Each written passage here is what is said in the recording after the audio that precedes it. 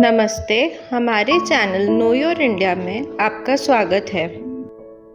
हमने अभी तक आपको वृंदावन के उन मंदिरों के बारे में बताया जहाँ के ठाकुर जी को प्रकट ठाकुर जी माना जाता है।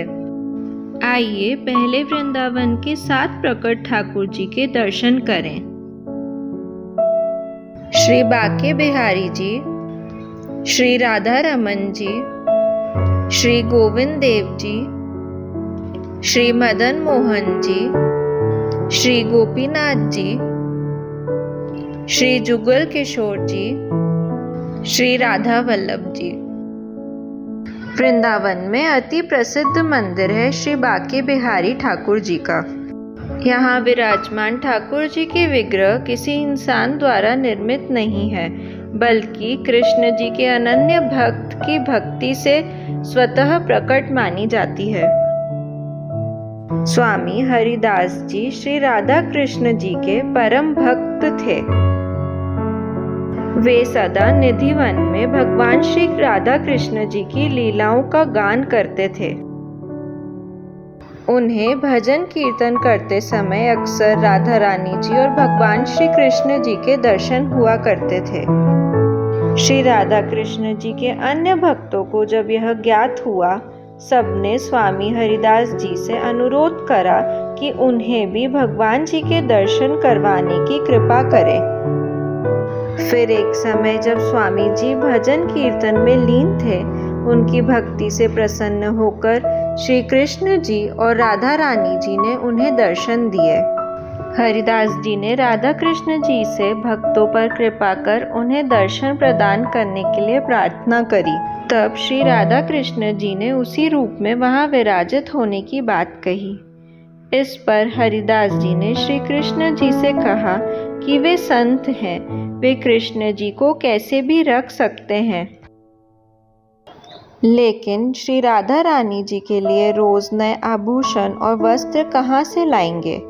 भक्त की बात सुनकर श्री कृष्ण जी मुस्कुराए और इनके बाद राधा व कृष्ण जी की युगल जोड़ी एकाकार होकर एक विग्रह रूप में प्रकट हुई।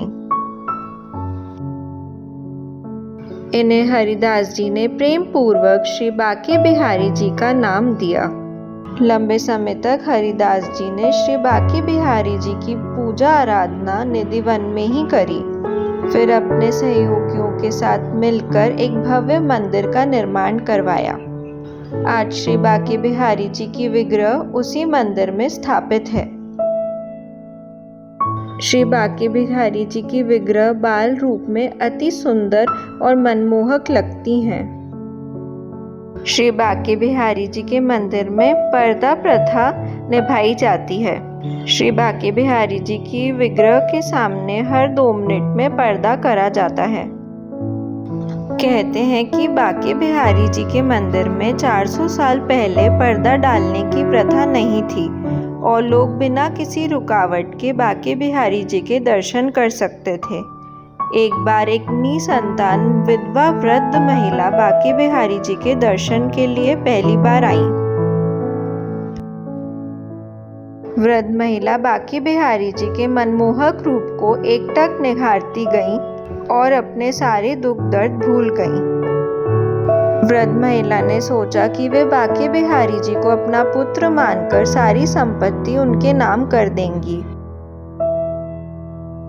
श्री बाके बिहारी जी वृद्धा के प्रेम और ममता से प्रसन्न होकर उन्हें अपनी मां मानने लगे और जब वे अपने घर गईं, तब बाके बिहारी जी भी उनके साथ चले गए।